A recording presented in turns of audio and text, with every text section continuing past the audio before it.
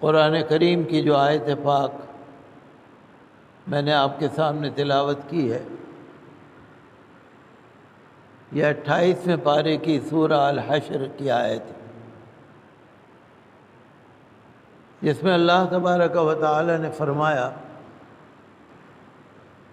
کہ جو رسول تم کو عطا فرمائیں وہ لے لو،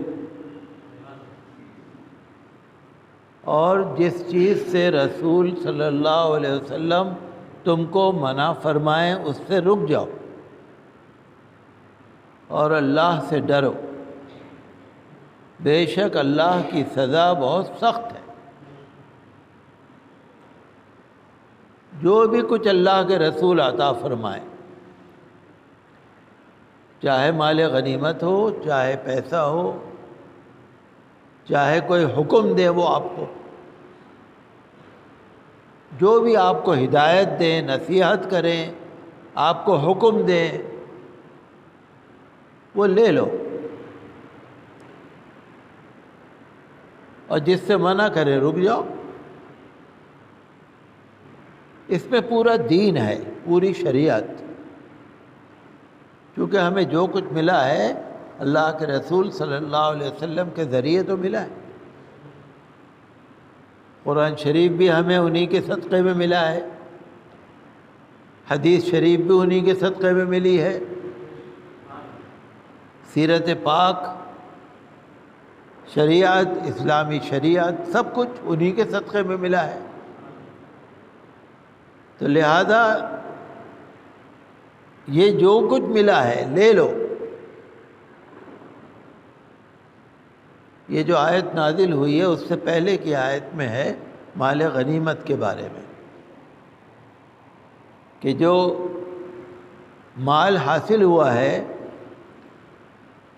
اس میں سے جتنا رسول جس کو دے رہے ہیں وہ لے لو۔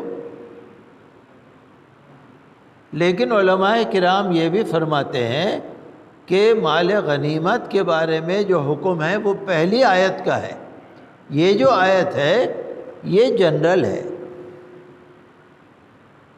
جو بھی کچھ اللہ کے رسول عطا فرما رہے ہیں وہ لے لو۔ اب یہ ہماری خوش نصیبی ہے کہ قرآن شریف بھی موجود ہے، شریعت بھی موجود ہے، حدیث بھی موجود ہے، رسول اللہ صلی اللہ علیہ وسلم کی سیرت پاک بھی موجود ہے، صحابہ کرام و خلفائے راشدین رضی اللہ عنہم کے حالات بھی موجود ہیں۔ یہ ہماری خوش نصیبی ہے۔ 1450 برس پہلے جو قرآن نازل ہوا الحمدللہ زیر زبر سمیت موجود ہے، ایک شوشے کے برابر بھی، ایک زیر زبر حرکت کے برابر بھی اس میں تبدیلی نہیں ہے، اور لاکھوں حدیثیں موجود ہیں۔ یہ اللہ کا کرم ہے۔ تو پوری شریعت جو ہے نا یہ ہر اس کے لیے ہے، ہر مسلمان کے لیے، ہر عورت، ہر مرد، سب کے لیے ہے یہ۔ اور دیکھیے ایک بات ہے، قانون تو آپ کو پڑھنا پڑتا ہے، چاہے دنیا کا قانون ہو چاہے شریعت کا قانون ہو۔ جو دین کا قانون ہے وہ شریعت ہے، جو دنیا کا قانون ہے وہ دنیا کا سرکاری قانون ہے، تو آپ کو پڑھنا پڑے گا، تلاش کرنا پڑے گا۔ اگر آپ کو اللہ کے عذاب سے بچنا ہے تو خود تلاش کرنا پڑے گا،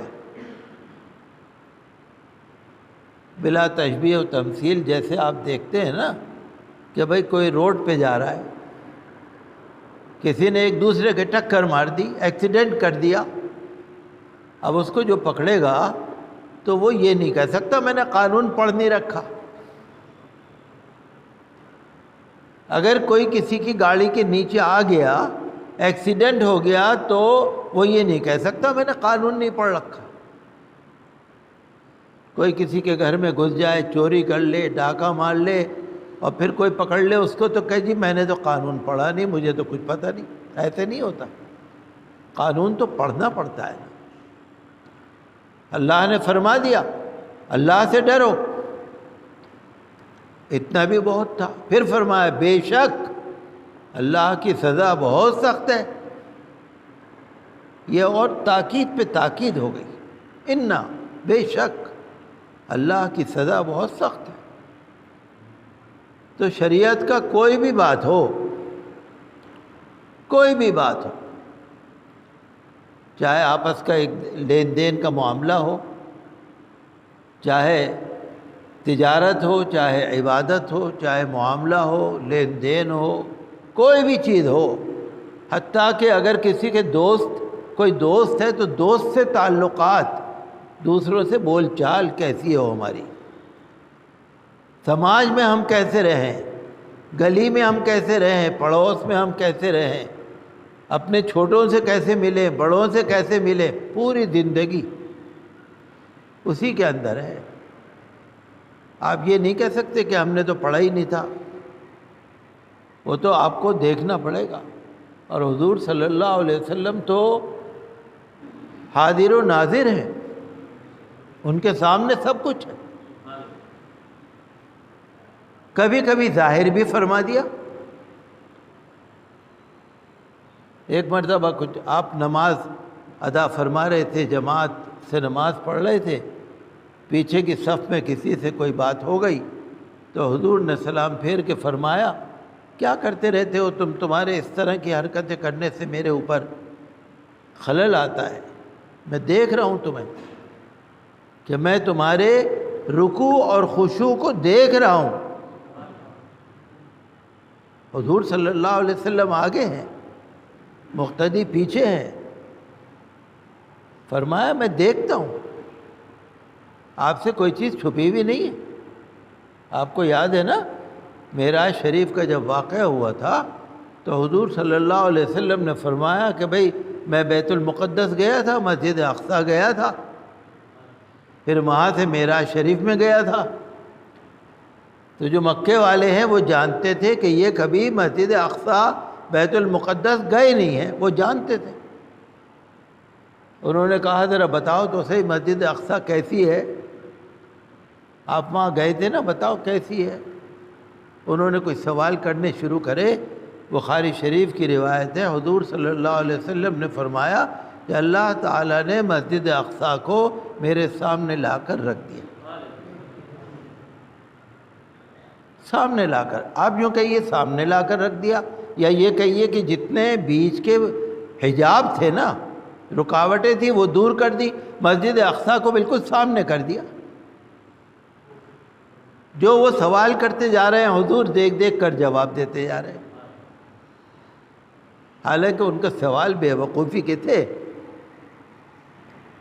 حضور صلی اللہ علیہ وسلم جہاں تشریف لے گئے 1,24,000 انبیاء کرام اور فرشتوں کی بڑی جماعت، اتنی بڑی بھیڑ ہو، جمع غفیر ہو، تو وہاں پر کوئی یہ تھوڑی گنے گا مسجد اقصی کے دروازے کتنے ہیں، کھڑکیاں کتنی ہیں، کھمبے کتنے ہیں، کوئی گنے گا؟ لیکن انہوں نے سوال کیا، اللہ تعالی نے اپنے نبی کے نام کو اونچا رکھا، مسجد اقصی حضور کے سامنے آ گئے۔